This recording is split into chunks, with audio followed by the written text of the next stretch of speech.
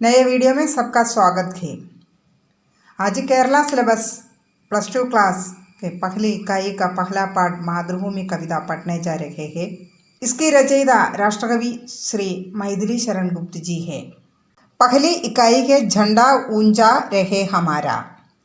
यह इकाई स्वतंत्रता के महत्व को दर्शाकर देश प्रेम की मांग करती है। पहला पाठ भारत के राष्ट्रकवि मैथिली शरण गुप्त की देश प्रेम भरी कविता है। मातृभूमि का गुणगान करने वाली यह कविता देश के लिए अपनी जान अर्पित करने का परोक्ष आह्वान करती है। पहले कवि परिचय। श्री मैथिली शरण गुप्त द्विवेदी युग की सर्वोत्तम साहित्य विभूति एवं खड़ी बोली के सर्वाधिक लोकप्रिय कवि है। मैथिली शरण गुप्त जी ദ്വിവേദി യുഗത്തിലെ ഏറ്റവും വലിയ സാഹിത്യ സമ്പത്തുള്ള കലാകാരനും ഖടീബോലി ഹിന്ദിയിലെ ഏറ്റവും അധികം ജനപ്രിയനുമായ കവിയാണ്। उनका जन्म उत्तर प्रदेश के चिरगांव में 1885 में हुआ। उनकी कविताओं में भारतीय संस्कृति के विराट और उदात्त रूप का चित्र अंकित है। फलतः उन्हें राष्ट्रकवि के रूप में मान्यता मिली। 1885 ഉത്തർപ്രദേശിലെ ചിരങ്കാവിലാണ് അദ്ദേഹം ജനിച്ചത്. അദ്ദേഹത്തിൻ്റെ കവിതകളിൽ ഭാരതീയ സംസ്കാരത്തിൻ്റെ വ്യാപകവും ഉദാത്തവുമായ രൂപം ആണ് ചിത്രീകരിച്ചിട്ടുള്ളത്. അതുകൊണ്ടാണ് അദ്ദേഹം രാഷ്ട്രകവി എന്ന നിലയിൽ അംഗീകാരം ലഭിച്ചത്. भारतीय पुराणों के उपेक्षित कथा प्रसंग एवं पात्रों को लेकर उन्होंने युगानुरूप काव्य रचना की है. ഭാരതീയ പുരാണങ്ങളിലെ ഉപേക്ഷിക്കപ്പെട്ട കഥാസന്ദർഭങ്ങളെയും കഥാപാത്രങ്ങളെയും അടിസ്ഥാനമാക്കി അദ്ദേഹം സമയോചിതമായി യുഗത്തിനനുരൂപമായ കാവ്യരചനകൾ നടത്തിയിട്ടുണ്ട്. സാകേത് ഉൻകാ പ്രസിദ്ധ പ്രബന്ധ കാവ്യ ഹേ. സാകേത് അദ്ദേഹത്തിൻ്റെ ഏറ്റവും പ്രസിദ്ധമായ പ്രബന്ധ കാവ്യമാണ്. ഉൻകെ ഖണ്ഡകാവ്യോ में ജയദ്രഥവധ്, भारत भारती, പഞ്ചവടി, യശോധര, ദ്വാപർ ആദി പ്രസിദ്ധ ഹേ. അദ്ദേഹത്തിൻ്റെ ഖണ്ഡകാവ്യങ്ങളിൽ ജയദ്രഥവധ്, ഭാരത് ഭാരതി, പഞ്ചവടി, യശോധര, ദ്വാപർ മുതലായവ വളരെ പ്രസിദ്ധങ്ങളാണ്. उनकी कविताओं में राष्ट्रीय एकता, समाज सुधार, सांप्रदायिक सद्भाव आदि प्रगतिशील तत्व बराबर मिलते हैं. അദ്ദേഹത്തിൻ്റെ കവിതകളിൽ രാഷ്ട്രീയ ഏകത, സാമൂഹ്യ പരിഷ്കരണം, സാമുദായിക സൗഹാർദ്ദം മുതലായ പുരോഗമന തത്വങ്ങൾ ഒരുപോലെ കാണുവാൻ കഴിയുന്നു. ഗുപ്തജി की भाषा शुद्ध एवं परिमार्जित है. ഗുപ്തജിയുടെ ഭാഷ ശുദ്ധവും പരിമാർജിതവുമാണ്. സംസ്കൃത के തത്സമ ശബ്ദോं का अधिक प्रयोग किया है. അദ്ദേഹം തൻ്റെ രചനകളിൽ സംസ്കൃത ഭാഷയിലെ തത്സമ ശബ്ദങ്ങളാണ് ഏറ്റവും കൂടുതൽ ഉപയോഗിച്ചിരിക്കുന്നത്. 1965 में उनका देहांत हुआ. 1965 അദ്ദേഹം മരിച്ചു. देश ने 1954 में पद्म भूषण उपाधि से उनको सम्मानित किया. 1954 ദേശം അദ്ദേഹത്തിന് പത്മഭൂഷൺ നൽകി ആദരിച്ചു. മാതൃഭൂമി ഗുപ്തജിക്ക് एक प्रसिद्ध कविता है. ഗുപ്തജിയുടെ ഒരു പ്രസിദ്ധമായ കവിതയാണ് മാതൃഭൂമി. इसमें कवि ने मातृभूमि को ममतामयी माता के समान मानकर उसकी महिमा का वर्णन किया है. ഇതിൽ കവി മാതൃഭൂമിയെ മമതാമയിയായ ഒരു അമ്മയായി കണ്ടുകൊണ്ട് ആ മാതൃഭൂമിയായ അമ്മയുടെ മഹിമകളെക്കുറിച്ചാണ് വർണ്ണിച്ചിരിക്കുന്നത്. ഈ കവിതയിലെ 18 വരികളാണ് നമുക്ക് പഠിക്കുവാനുള്ളത്. കവിത സുനിയെ. नीलांबर परिधान हरित तड़पर सुंदर है, सूर्य चंद्र युग मुगड़ मेखला रत्नागार है. नीलांबर का अर्थ है नीलाകാശ്, പരിധാൻ ആവരൺ മേൽവസ്ത്രം, ഹരിതപട് അഥവാ ഹരിതതട് എന്ന് കവിതയിൽ പറഞ്ഞിരിക്കുന്നത് കവിത ഹരിത പട്, ഹരേ രംഗ കാ വസ്ത്ര പച്ച പാകുന്ന വസ്ത്രം, ജോഡ മുകുട് കിരീടം, മേഖല കർധനി അഥവാ അരഞ്ഞാണം, രത്നാകർ സമുദ്ര. मातृभूमि की महिमा का वर्णन करते हुए कवि कहते हैं, हे मातृभूमि, तुम्हारे हरे वस्त्र पर नीलाकाश रूपी आवरण बहुत सुंदर लगता है और नीलांबर परिधान हरित तट पर सुंदर है, तुम्हारे हरित वस्त्र पर नीलाकाश रूपी आवरण बहुत सुंदर लगता है। सूर्य चंद्र युग मुकुट मेखला रत्नाकार है, सूर्य चंद्र दोनों तुम्हारे मुकुट के समान शोभित है, സമുദ്ര तुम्हारी കർദനി ഹേ. സൂര്യനും ചന്ദ്രനും കിരീടങ്ങൾ പോലെയാണ് ശോഭിക്കുന്നത്, സമുദ്രം അവിടുത്തെ അരഞ്ഞാണമാണ്. നദിയാം പ്രേമപ്രവാഹ फूल तारे मंडन है, अरे जन्मभूमि नदियों के रूप में प्रेम की धारा बह रही है. और वह कहते हैं फूल और आकाश के आनंद नक्षत्र तुम्हारे अलंकार है. बंदीजन खगवृंद शेषनाग सिंहासन है. कवि कहता है पक्षियों के समूह अपने कड़ा कुंजन के जरिए तुम्हारा यशोगान करने वाले स्तुति पाठक है, और शेषनाग का फन तुम्हारा सिंहासन है. करते अभिषेक पयोद है, पयोद का मतलब है बादल, बादल तुम्हारा अभिषेक करते हैं, वर्षा के रूप में बादल तुम्हारा अभिषेक ही करते हैं. बलिहारी इस वेश की, और कहीं कहता है हम मातृभूमि तुम धन्य हो, तुम्हारे इस वेश पर हम ബലിഹാരി ഹേ. അല്ലയോ മാതൃഭൂമി, അവിടുന്ന് ധന്യയാണ്, അവിടുത്തെ ഈ വേഷത്തിന് മുമ്പിൽ ഞങ്ങൾ ആത്മസമർപ്പണം ചെയ്യുന്നു. ഹേ മാതൃഭൂമി तू सत्य ही सगुण मूर्ति सर्वेश की. कहते हैं हे मातृभूमि तुम सचमुच भगवान की सगुण मूर्ति हो. कवि ने हम मातृभूमि के मनोमुग्धकारी रूप का सुंदर शब्द चित्र खींच रहा है. കവി ഈ മാതൃഭൂമിയുടെ മനോമുക്തകാരി, മനസ്സിനെ മോഹിപ്പിക്കുന്ന മനോഹരമായ ഒരു ചിത്രത്തിൻ്റെ ശബ്ദചിത്രമാണ്, സുന്ദരമായൊരു ശബ്ദചിത്രമാണ് വരച്ചിരിക്കുന്നത്. कवि मातृभूमि को ईश्वर की प्रत्यक्ष मूर्ति मानते हैं और उसमें सारा ऐश्वर्य देखते हैं.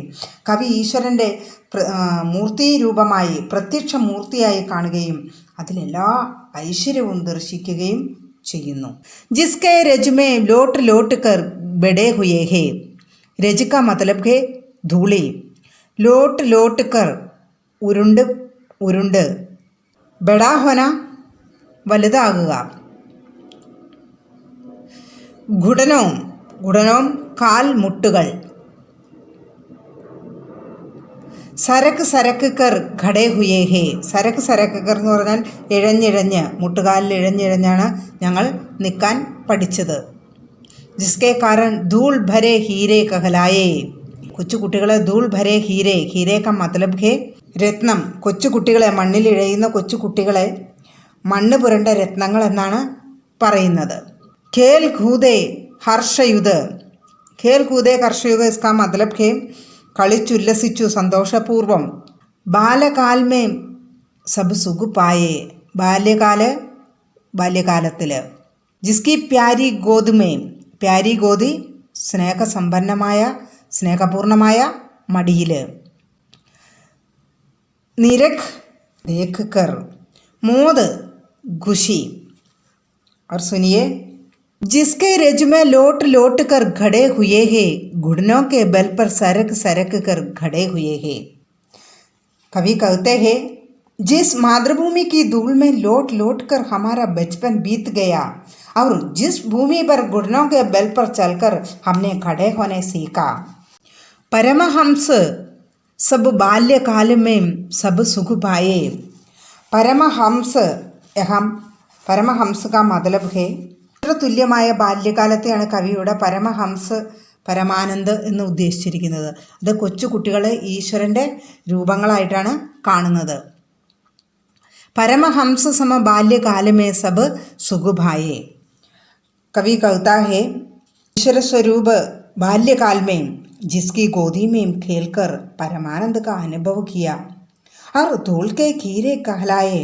ഏതൊരു മണ്ണിലാണോ ഈശ്വര തുല്യമായ ബാല്യകാലത്തിൽ, ഏത് മണ്ണിലാണോ ഞങ്ങൾ കളിച്ച് ഉല്ലസിച്ച് പരമാനന്ദം അനുഭവിച്ചത്, ഏതൊരു മണ്ണിലാണോ ഞങ്ങളെ ധൂൾ കെ ഹീരെ പൊടി പുരണ്ട രത്നങ്ങൾ എന്ന് വിളിച്ചത്, ഉസ് മാതൃഭൂമിക്ക് ഓർ ഹമേരാ വിശേഷ അനുരാഗ് ക്യോം ന ഹോ.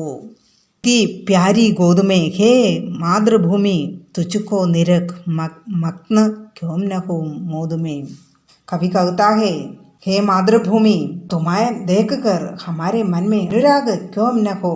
जिस मातृभूमि की गोद में खेलते कूदते हम आनंद उड़ाते थे, उसको देखकर मन मुक्त हो जाता है. കവി പറയുകയാണ്, അല്ലയോ മാതൃഭൂമി, അവിടുത്തെ മടിയിലാണ് ഞങ്ങൾ കളിച്ചു വളർന്നത്. അവിടുത്തെ ദർശനത്താൽ ഞങ്ങളുടെ മനസ്സ് എങ്ങനെ മോഹിതരാകാതിരിക്കും. മാതൃഭൂമിയുടെ ദർശനം എല്ലാവർക്കും സന്തോഷം തരുന്ന ഒരു അനുഭവമാണ് എന്നാണ് കവി ഇവിടെ പറയുന്നത്. ആകെ സുനിയെ. പാക്കർ തുച്ഛക്കോ സബി സുഖോം കോ ഹംനെ ഭോഗാ, തേരാ പ്രത്യുപകാർ കഭി ക്യാ हमसे होगा. शब्दों का अर्थ है भोगना, अनुभव करना. प्रत्युपकार और उपकार के बदले उपकार करना. सुरस सार, इसका मतलब है रस भरा तत्व, पंचभूत तत्वങ്ങൾ. पृथ्वी तेजो वायु आकाशങ്ങൾ, पृथ्वी हवा अग्नि जल और आकाश, ये है पंचभूत. हमारा विश्वास है कि हमारा शरीर പഞ്ചഭൂത തത്വം സെ ബനി ഹേ, 5 എലമെൻറ്റ്സ്, അതുകൊണ്ടാണ് നമ്മുടെ ശരീരം നിർമ്മിച്ചിരിക്കുന്നതെന്നാണ് പറയുന്നത്. സനന മിൽ ജാന, ലയിച്ചു ചേരുക. അജൽ ഗതിഹീന്, ചലനമറ്റ്, അതായത് മരിക്കുമ്പോൾ. അപ്പനാന സ്വീകരിക്കുക, സ്വന്തമാക്കുക. और कभी कहता है पाकर तुझको सभी सुखों को हमने भोगा. हे मातृभूमि, तेरी ही कृपा से हमने इतने सुखों का अनुभव किया. तेरा प्रत्युपकार कभी क्या हमसे होगा. क्या हम तेरे इस उपकार के बदले तेरे लिए कुछ कर सकते हैं. അല്ലയോ മാതൃഭൂമി, നിന്റെ കൃപയാലാണ് ഞങ്ങൾ ഇത്രയും സുഖങ്ങൾ അനുഭവിച്ചത്. അതിനുള്ള പ്രത്യുപകാരം ഞങ്ങൾക്ക് എപ്പോഴെങ്കിലും ചെയ്യാൻ കഴിയുമോ. തേരി ഹി യഹ് ദേഹ് തുജി സെ ബനി ഹുയി ഹേ, ബസ് तेरे ही सुरस सार से बनी हुई है. कभी कहता है एक शरीर तो तुझी से बना हुआ है और तेरी देन है. കവി പറയുകയാണ്, ഞങ്ങളുടെ ഈ ശരീരം നിന്നാൽ മെനയപ്പെട്ടതാണ്, അത് നിൻ്റെ സമ്പത്താണ്, നിൻ്റെ ദാനമാണ് ഞങ്ങളുടെ ഈ ശരീരം.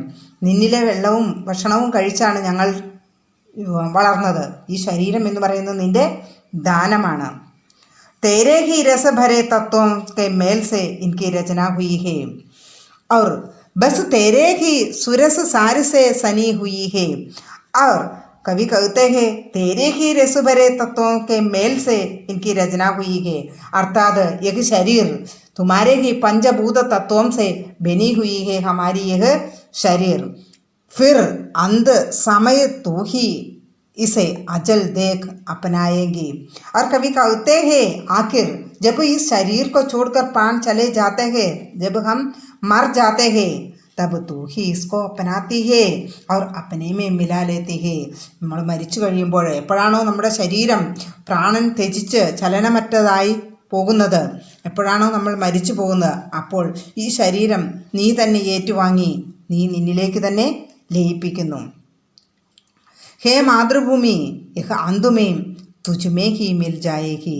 अलियो मातृभूमि, तुम्ही से बनी हुई यह शरीर, हमारा यह शरीर तुम्ही है ही मिला देती है.